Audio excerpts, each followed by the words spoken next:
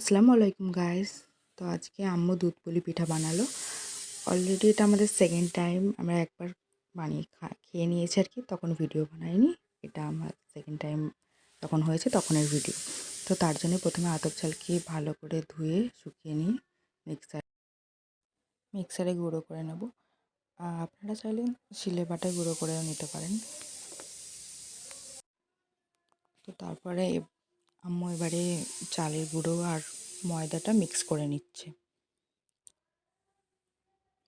প্রতি বছরই আমাদের বাড়িতে পিঠে হয়, সব রকম পিঠেই হয়। তো নারকেল করে রেখেছি, ওটাকে একটু মিক্সিতে ঘুরিয়ে নিলে আর কি নারকেলের দুধটা ভালো বেরোয়। তো ওটাই মিক্সারে ঘুরিয়ে নিলাম একবার করে, একটু করে জল দিয়ে। তারপরে নারকেল দুধটা বের করে নেব। একটু গরম জল আর একটু ঠান্ডা জল দিয়ে ভালো করে মিক্স করে আমি নারকেলের দুধগুলো বের করে নেবো একটি পাত্রতে। মানে যে পাত্রটা আমি পিঠে আর কি ভেজাবো, তো সেই পাত্রতে আমি ডাইরেক্ট বের করে নিচ্ছি।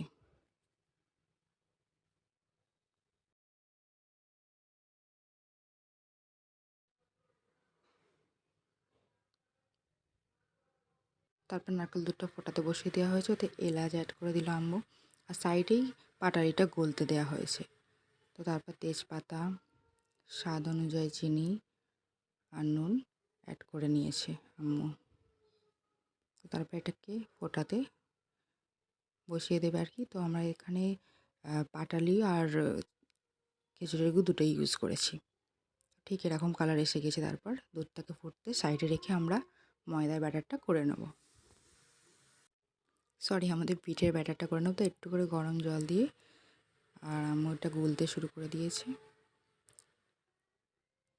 বেশি মোটাও না আর বেশি থিকও না, একদম পারফেক্ট করতে হবে। তো আম্মু বেটার জানে, তো আম্মু করেছে। তো তারপরে মাটির উনুনেতে এই পিঠের যে কড়াইটা হয় ওটা বসিয়ে তাতে ব্যাটারটা ঢেলে কিছুক্ষণ চাপা দিয়ে রেখে দেন তারপরে এরকম লোক আসবে। তো তারপর আমাদের যে গরম করা দুধ ছিল ওতে এক এক করে আমি সব পিঠেগুলো দিয়ে দিলাম।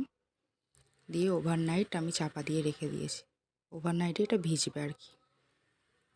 তো এই সকালে এটা খুললাম আমি, আর দেখতেই পাচ্ছেন সব পিঠেগুলো খুব ভালোভাবে ভিজে গিয়েছে। তো একটা পিঠে আমি তুলে আর কি আপনাদের দেখাচ্ছি।